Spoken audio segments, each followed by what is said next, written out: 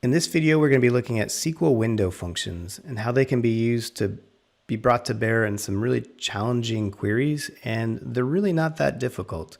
The syntax is a little different, but the concepts are actually not that hard. So first, a little disclaimer, there could be some syntactical issues here and there, but we try not to make those, but just a little tongue-in-cheek, there could be a mistake or two just from the copying and pasting around. Now, the best advice I've heard when working with SQL is to think in sets. Now, when I heard that, I didn't quite understand what it meant, and sometimes you have to kind of see it in action to kind of get a feel for what that means. But it goes back to SQL not being a procedural language like most code, most languages. Instead of it's a declarative. You want to think of sets, think of it in terms of like an Excel spreadsheet. You want to think of the entire spreadsheet versus rows and columns specifically, especially as you start to filter through that. So the first thing we're going to look at is using window functions within aggregates. So let's look at this SQL statement. Nothing magic here. There's no windowing functions at all. It's just normal SQL. It basically just returns some financial transaction information. We're going to kind of use this as a starting point. Returns something that looks like this. So the ID is the actual financial transaction ID. We're getting the date. We're getting the account that the detail was given to and the amount for the detail. Okay, fairly simple. I think most of us could write this query fairly easily. But what happens if someone came to us and said, "Oh gosh, let's take what's there and then add on 3 additional columns. I want to see the transaction amount." Now, transaction amount, that's going to be a sum of all the details on that financial transaction. Oy, that's going to be kind of hard. I want to see the number of transaction details that financial transaction has. And then I want to know the percentage that this amount on the financial transaction is of the total gift, which is this 300. Okay, now let's just take a quick look at this. So financial transaction ID 1 and 1. So this financial transaction has 2 details: a dollar amount that went to the general fund and a dollar amount that went to the building fund. So therefore, 175 plus 125 would give us a 300. And we know, of course, that there's 2 transaction details. We see that. We see that the first transaction detail made up 58.33% of the gift, and the second being 41.67. And then maybe they come back and say too, well, show me all the financial transactions, show me that data right there, but I only want it for gifts that only had 1 detail record. You might be like me, you might be looking for the fastest, quickest escape hatch, right? And so what I want to encourage you with the rest of this video is don't think about jumping out the window. Think about using window functions to do the work for you. So let's look at a window function. And so I've highlighted, this is the exact same query, that's everything that's kind of grayed out is the original query. I'm just adding 1 line here. I'm saying, I just want the sum of the financial transaction amount over partition by financial transaction ID. Now think of over with a partition. It's like a group by specific to the aggregate function. Now, normally when we do a group by, you're used to seeing it down here after the from and the where clause. Think of this syntax, that this statement here, just think of it as a group by. In fact, you could almost take off this over partition and replace this with group by, and that's exactly what it's doing. Okay, you can't actually do that, but instead use this syntax. So basically what I'm saying is I want to take the sum of the financial transaction detail amount grouped by, over partition, the financial transaction ID. And then the rest of this is just some pretty stuff to make it look like a currency. So that's pretty easy, okay? And so if we did that, we would get this column here. And so we're just getting a sum of the amounts of the financial transaction. Pretty simple, okay? Now we had 2 other columns we had to do though, right?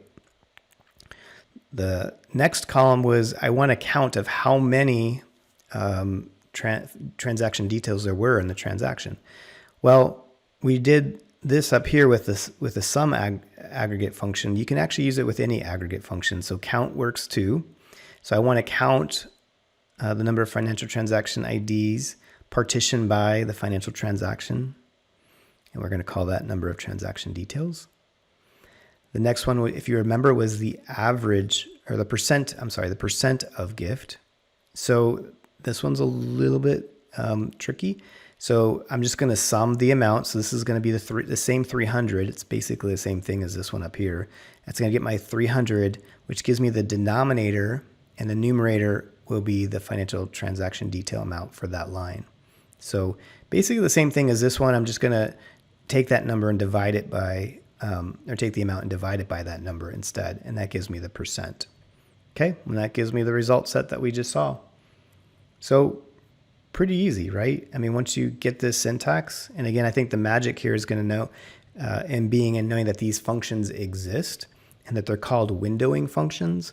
And knowing that they exist means that now you can search for them in Google, and you can always come back to this video to get a touch up. So don't stress too much about keeping this all in your brain. Remember, Einstein didn't keep anything in his brain that he could write down and remember.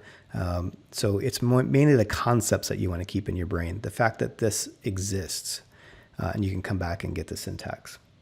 Okay, so that's pretty cool. Now, if I wanted to get only the ones that had one transaction detail, what I would do, you can probably do this a couple ways, but I would just put this into a subquery and just wrapper that statement that we did before with the count around inside of a select, and I would just put a where clause on it to get the number of transactions where the details equal 1, and that will go ahead and just give me the details where it's 1. Okay, so super easy. Just wrap it in a subquery, put a filter on it, boom, you're done. So a quick recap. The magic here is take an aggregate function, put in the column that you want to aggregate, and then put the group by on at the end, which is basically just saying over partition by what you want to group by on, and you're done. Okay, so that's using windowing functions within aggregates. You can also use windows with ranks. Okay, so let's just go back to this example. Someone comes to us and says, hey, I want this data. I want, these are financial transaction IDs. These are the dates of that financial transaction. Now I'm looking at the details of the financial transaction. What's the account and the dollar amount? And I just want to put these in order by date, and I want them to be numbered. I want them to be ranked by when they occurred. And so I want them to just be 1, 2, 3, 4, 5, 6. Again, if you didn't know about these windowing functions, you're probably thinking jump out the window. But again, don't jump out the window. Just think of windowing functions. Okay, so let's take a quick look at this. So what we're going to do is we're going to use the row number function, which row number basically is just like a counter. It says, hey, just start counting for me.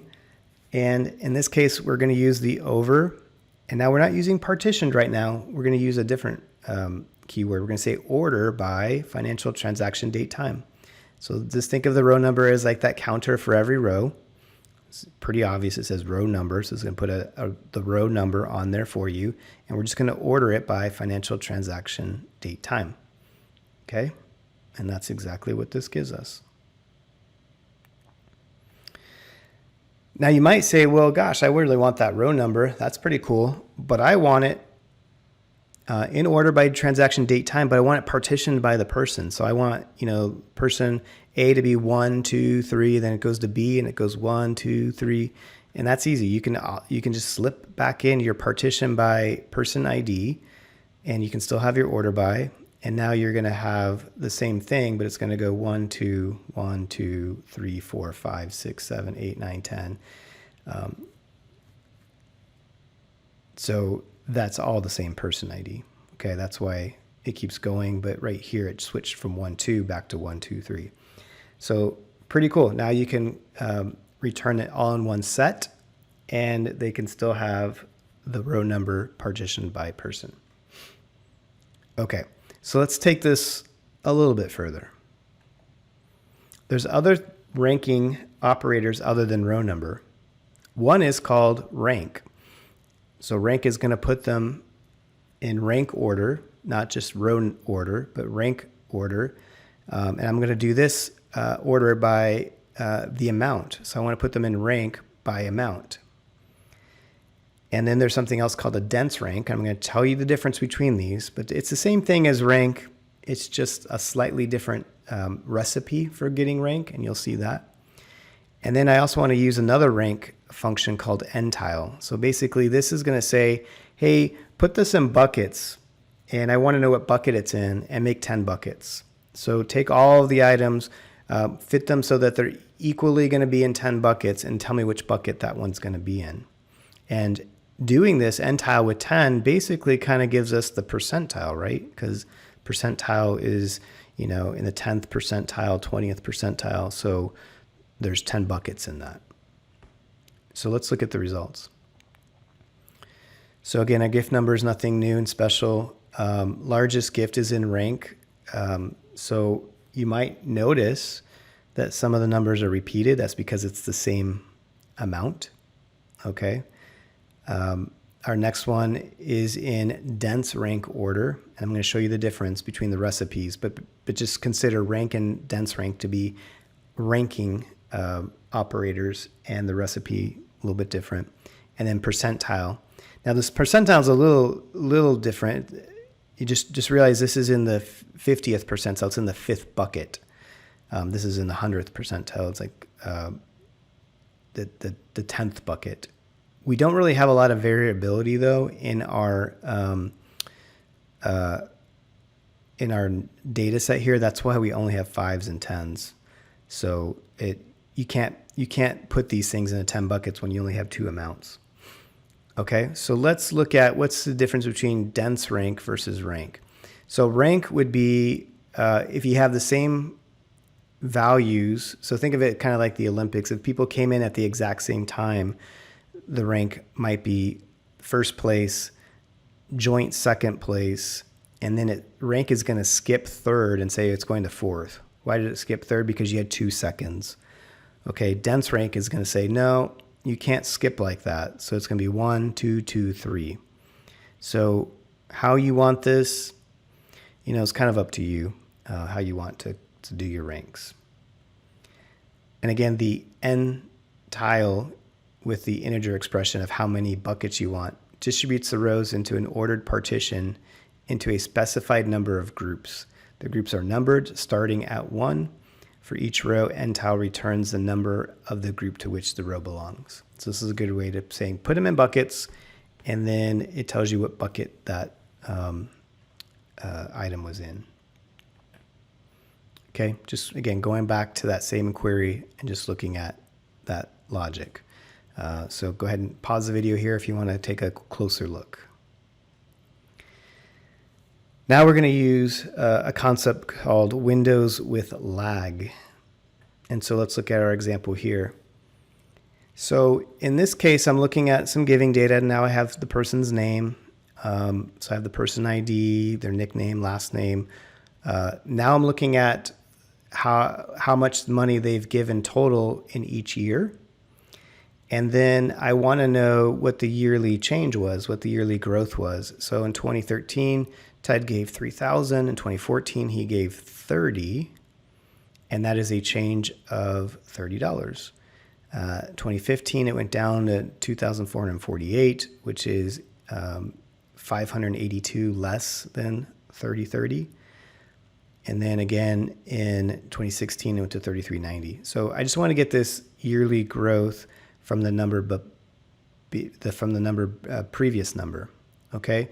So again, if you didn't understand these window operators and you only had the older skill set, again, you're thinking about the window and jumping out. But again, now we're smart enough. We just know, don't jump out the window. We got window functions. Okay. So let's look at our query here. Now, before we jump into the lag, let's kind of just get our bearings of what's going on here. This is a select that has a subquery. So our subquery here is basically going through and it's creating most of the data, most of the columns and the rows that we need. So we're getting the person ID, the nickname, the last name, what year this was, and then we're summing it by amount, because we're going to group by the person ID, nickname, last name, and the year. So this is going to basically give us all of the columns except for that differential column. And then on the outside of the subquery, we're basically just returning all that data. And then this is where the lag windowing function is being used. We're basically taking that total amount from this return set here, the amount for the year, and we're going to subtract it from the lag total amount. So what lag total amount says is, hey, go one row back and get that amount and put its value right here, okay? So think of it, just lag means go back one and get that amount and use it right here. Now, I'm going to put that over partition by t.id order by year. Okay, so that gives me, gets everything set up in the right order, and it's only partitioning it by the person, or the transaction ID. I'm sorry, the person ID. T happens to be the alias we use, so TID is actually the person ID. So that keeps us from lagging into a different person behind us. And order it by year as yearly growth. Okay, now you might think, well, why couldn't we have added this here? Well, down here, the sum is being calculated, and so you really couldn't put that inside of there. And the return set will be exactly what we looked at. Now notice on this first row that you get a null because the lag of the previous row, it doesn't exist. So again, this lag total amount on row 2, it goes up 1 and says, well, the total amount is 3,000. So I'm going to take this total amount, subtract 3,000. That's how I get 30. We go down to the next one. It says, okay, get to 330, or get the total amount 244.8, subtract 3030. That's why I get 582. So lag just goes up 1, gets that value, and then you can use it in your arithmetic. Okay, just a recap of what that lag looks like. Feel free to pause if you want to look at that. Lag does have some options. So by default, lag goes up 1 row. You can give it a different number. So if you want to go up 2 rows, you could do that.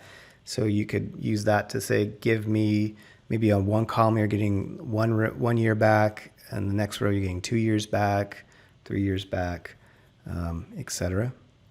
You can also get the first value in the partition. So if I wanted to get like the first year he ever gave, I want to see what the 10 years later, I want to see what the comparison is to the first time they gave. You can do that. You can also get the last value. So you can kind of within your set determine which one you want to grab, which is pretty cool. Okay, so that's lag. Running totals. What if someone came to you and said, I want to see data like this? So a lot of it is kind of the same. I want to see the gift number, but I want to see the running total over time. So if I'm just looking at this data, I want to see Ted's first gift was for 185. Then we add his next gift was 120. So I want to add the 120 onto the 85. So it gives me the 305. Then I want to add 105 to that. So you're kind of getting this running total as you go.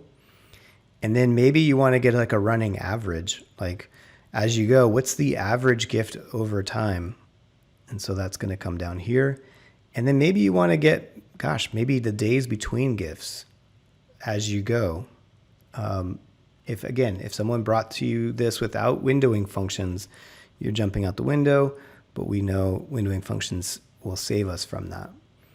Okay, so let's look at that. Everything like on this gift number, we've kind of seen that before, but let's look at this running total. So this is right here. We're going to sum on the financial transaction detail amount over, we're going to partition by person ID, ordered by transaction date and time.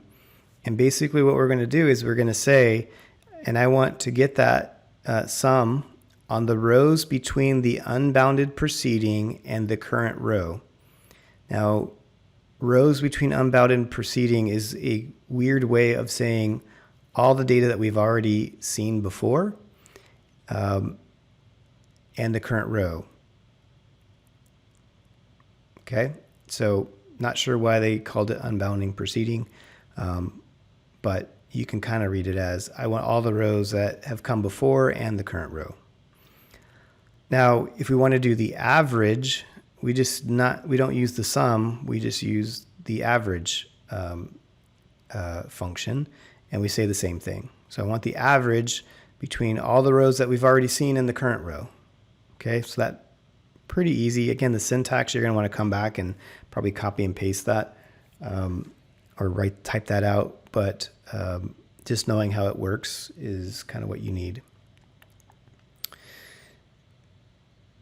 So if we cut those two out, that's all I'm doing is just trying to bring it out as kind of like a recap here. You can kind of see that at work, and that's what you're going to get. You're running total and you're running average. And going back to that statement, nothing new, nothing magical here. The hard part, again, is this unbound preceding. Just retranslate that in your brain. Rows already used. Okay, so rows already used and the current row. Now, if we wanted to continue going on with this, we could put our date diff in there. So date diff, if I want to get the number of days between the GIFs. Date diff, I want to know the difference in days between the minimum transaction date time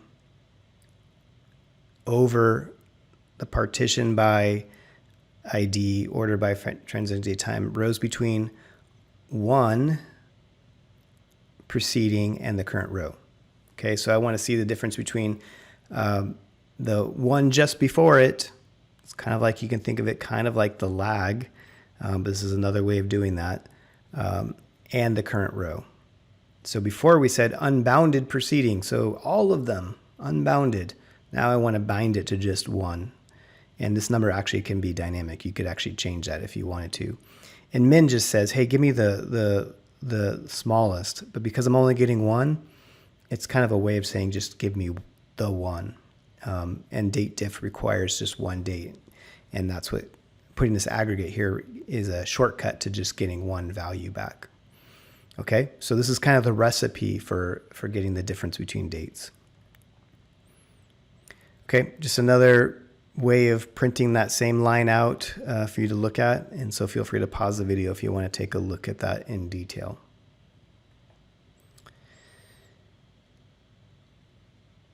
And so looking at the full solution again, and now we can kind of see the return set here. So this is adding in the days between GIFs.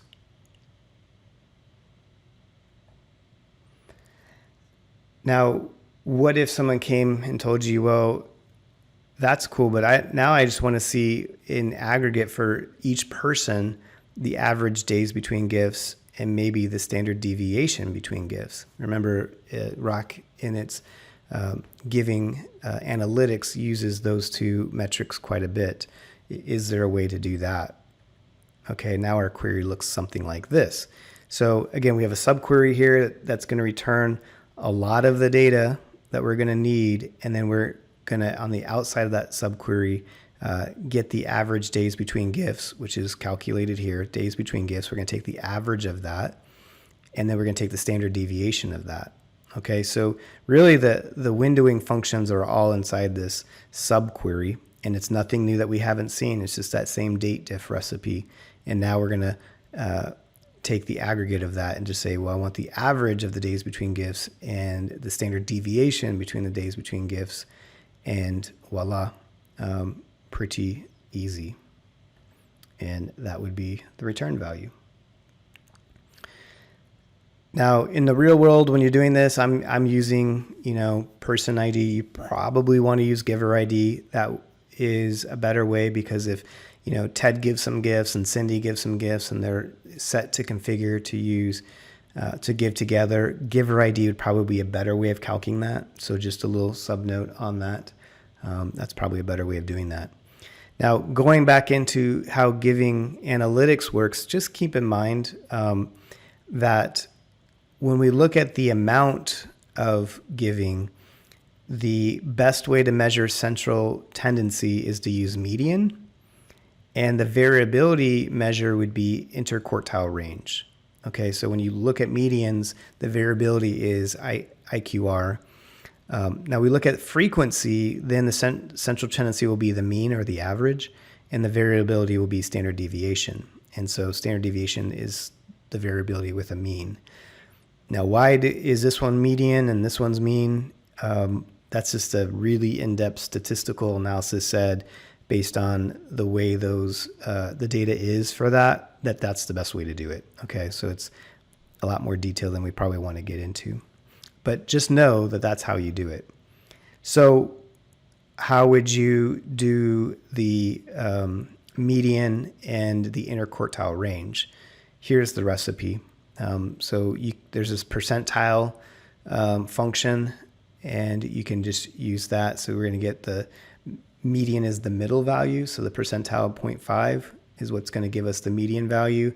And then to calculate the interquartile range, we basically subtract out the 75th percentile from the 25th percentile, and that gives us the interquartile range. So kind of advanced. I don't know if you'd ever need to do this. We already pre-calculate that. It's already pre-calculated in Rock, so just use that. But if you ever wanted to calculate it yourself, there's how you do it. And it's actually pretty easy, and it performs really well. As you can see here, it takes 362 milliseconds when you're looking at over 8,000 results. So that's pretty quick.